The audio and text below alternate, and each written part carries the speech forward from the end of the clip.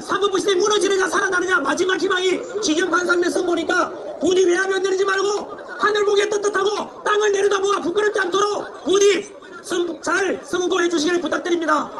우리 청년 일자리가 사라지고 있지 않습니까? 저는 이런 것도 국민들께서 재난기를 쓰레기라고 말했던 친구도 과연 답변 한번 해봐라.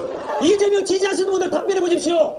왜 위헌 소지가 있는 내란 전담체법 만들어야 됩니까? 우리나라 법이 없습니까? 그것은 역으로 윤석열 대통령을 죽이기 위해서 내란 전담체법을 만들었는데 가만두면은 진짜 내란이면은 기존 법으로도 사형시키면 되잖아요. 그런데 왜 만들겠습니까?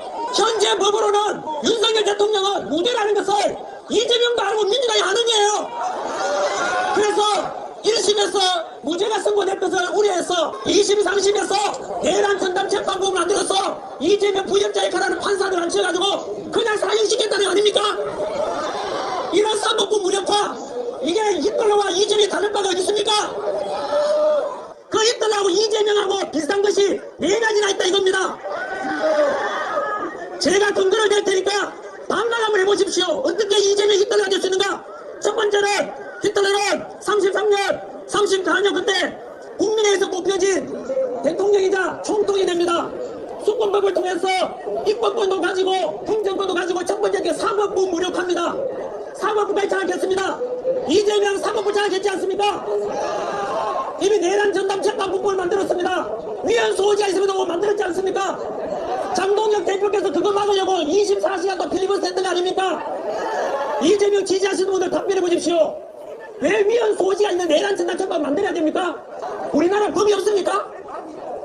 그것은 역으로 윤석열 대통령을 죽이기 위해서 내란 전담 재판을 만들었는데 가만두면은 진짜 내란이면은 기존 법으로도 사형시키면 되잖아요. 그런데 왜 만들겠습니까? 현재 법으로는 윤석열 대통령은 무죄라는 것을 이재명도 알고 민주당이 아는 거예요. 그래서 1심에서 무죄가 선고될 것을 우려해서 2심, 3심에서 내란 전담 재판국을 만들어서 이재명 부역자의 가라는 판사를 앉혀가지고 그냥 사형시켰다는 거 아닙니까? 이런 사법부 무력화, 이게 히틀러와 이재명이 다른 바가 어디 있습니까?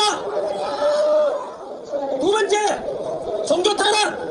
지난주 금요일날 손영모 목사님께서 석방은 되었습니다만 공직선거법 위반으로 무려 5, 6개월 동안 갇혀 계셨지 않습니까? 정광훈 목사님도 지금 구속되어 있지 않습니까? 저는 정광훈 목사님과 손영모 목사님을 싫어하는 사람도 있겠지만 또 묻겠습니다. 나를 쓰레기라고 말했던 친구에 묻고 싶어요. 야, 정광훈 목사님 구속됐는데 사유가 뭔지 알아? 1년 전에 있었던 서부지원 사태 때 1월 19일 날 있었던 그 서부지원 사태를 배후 조종했다고 사주했다고 구속시켰는데 그 구속 사유가 증거인멸과 도주례입니다.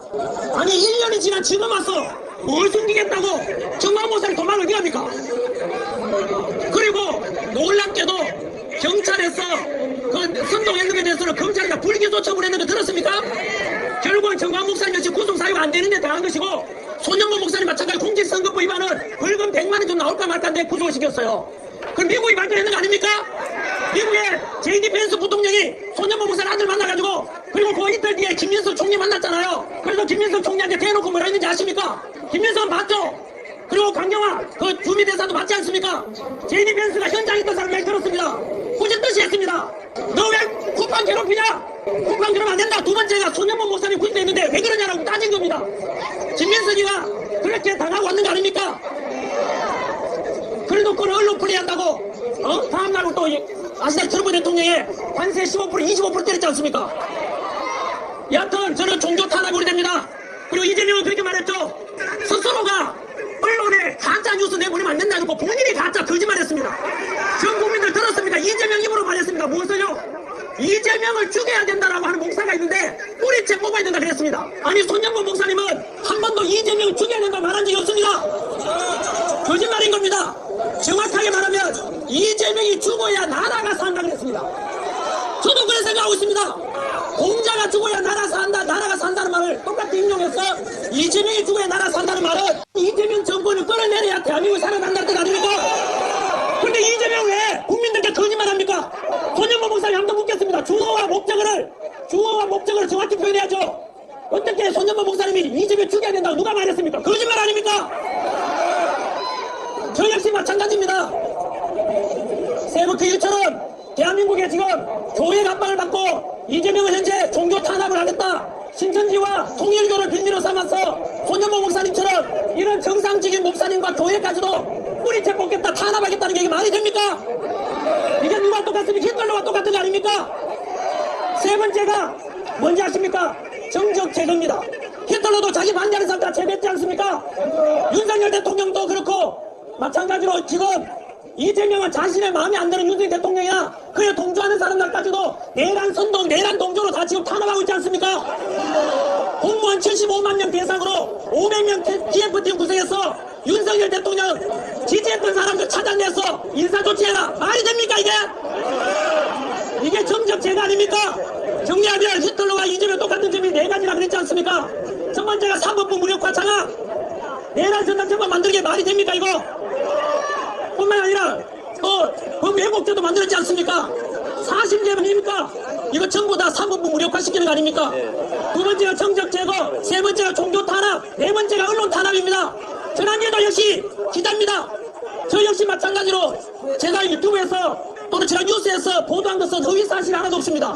그런데도 불구하고 지난기를 이재명 협박했다고 협박죄, 명예훼손죄로 저는 고소고발을 지금 8번이나 당했는데 이걸로 탄압 아닙니까? 표현의 자유를 막는 거 아닙니까? 윤석열 대통령 할 때는 민노총이 그렇게 해서 윤석열 대통령 퇴진해도 가만 놔뒀습니다. 그런데 지금은 바뀌었지 않습니까? 더 충격적인 것은 지금 미국의 군사작전으로 체포되온 베네수엘라의 마두로와 이재명 똑같은 점이 10가지가 있습니다. 10가지가 무엇입니까? 첫 번째가 바로 친중 좌파 정권입니다. 두 번째가 국회 좌파가 독재하고 있습니다. 세 번째가 사법부 무력화, 히틀러와 마두로와 이재명 똑같은 점입니다. 네 번째가 대법 관수를 늘리는 거 아닙니까? 마두로가 30명, 이재명은 26명 늘립니다. 다섯 번째가 시위에 대한 탄압입니다. CCP 아웃, 중공 반대한다면은 5년 이하 징계 처하는데 이거 정치 탄압 아닙니까? 여섯 번째가 바로 포퓰리즘 정책입니다.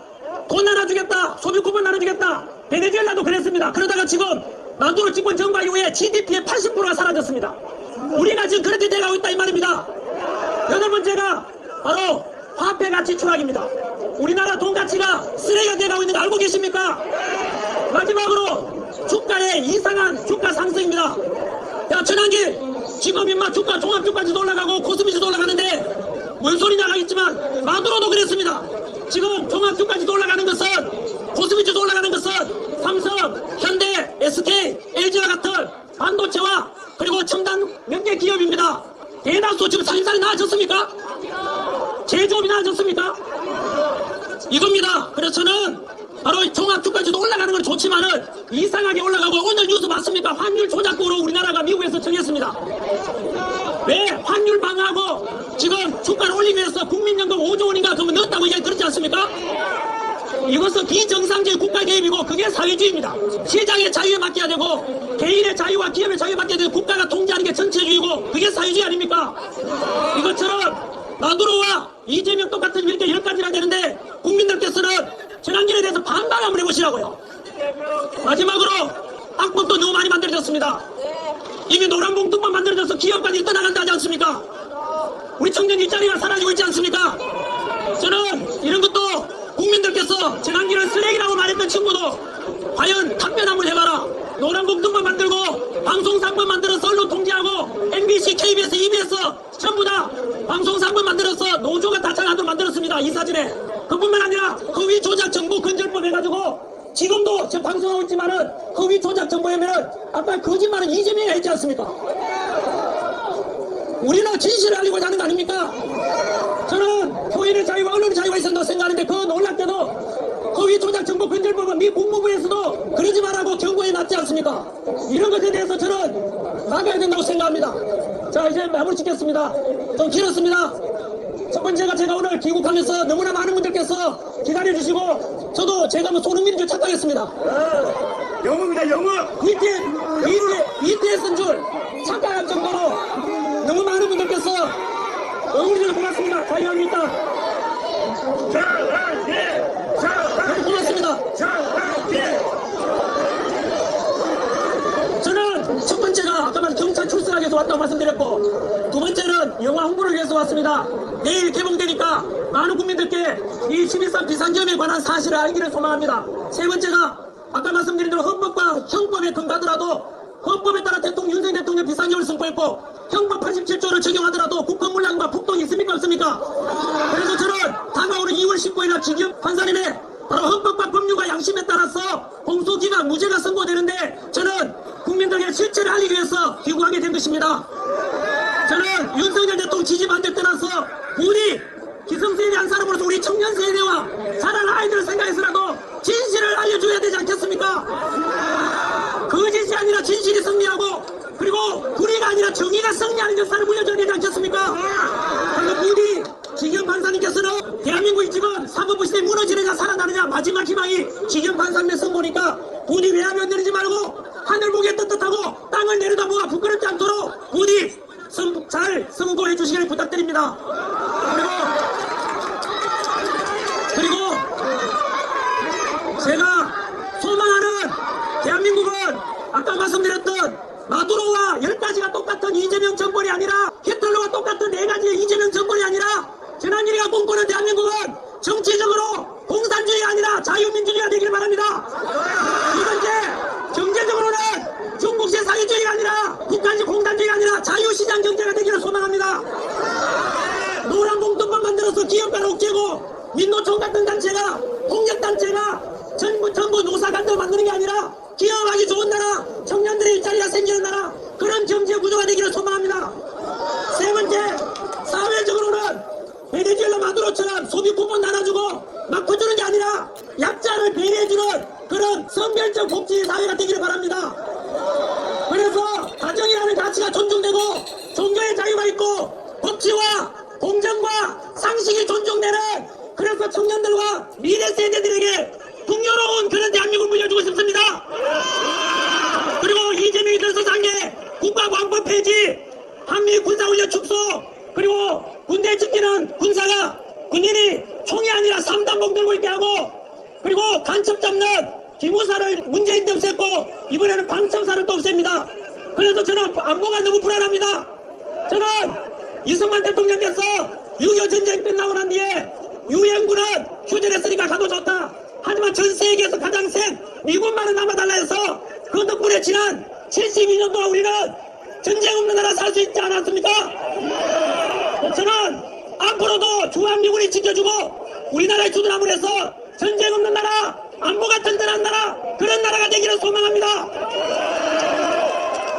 금방 제가 했던 이야기에 대해서 반박해 보십시오.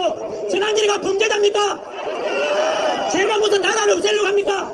전환길이 보고 거구라 가는데 그렇게 기서는 기자님 양심에 손을 넣고 이야기해 보십시오. 제가 한 번도 폭력을 조장한 적 있습니까? 마지막으로 하나 더 말씀드리면 박정희 대통령이 사는 바람이 져서 전 세계 지금 10위권 국가가 될 만큼 풍요로운 나라 되었는데 제가 해외에 가보니까 우리 교민들께서 720만 해외 교민들은 지금의 대한민국을 너무나 자랑스럽게 생각하고 있고 이승만 대통령과 박정희 대통령에 대해서 이런 지도자에 대해서 존경하고 그 덕분에 우리 대한민국에 먹고 살게 되게 돼서 늘 감사하는데 지금은 아닙니다. 이재명 정부 들어서 아까 말씀드린 히틀러와 똑같은 4가지 마두로와 똑같은 10가지가 일어나는 이 대한민국에 한미동맹 불안한 걸 보고 이건 안 된다. 너무나 걱정 많이 하고 계십니다. 저는 소망하기를 이승만 대통령과 박정희 대통령 그리고 한국과 세력 척결하기 위해서 비상계엄을 선포하신 윤석열 대통령께서 반드시 공소기각과 무죄 선고받고 유로개인 되고 부정선거 척결하고 그리고 배신자들을 다시 의식거리지 못하는 그런 청년들에게 희망과 꿈을 줄 수 있는 그런 올바른 정치 지도자가 났어야 된다고 생각합니다. 그래서 자유한국당을 만들어서 10만 의병 조직하자 한미동맹과 자유민주주의가 되지 않겠는가 만들었고 현재 4만 명 다 돼갑니다. 불과 일주일 만에 많이 모여주십시오. 자유대한민국주의가 되지 않겠습니까? 그리고 영화 다 봐주십시오. 이렇게 해서 오늘 마무리 짓겠습니다. 이승만 대통령께서 이런 말 하셨습니다. 성경 말씀 갈라디아서 5장 1절입니다. 그리스도께서 우리들을 자유롭게 하려고 자유를 주셨으니 그러므로 굳게 서서 다시는 종의 멍에를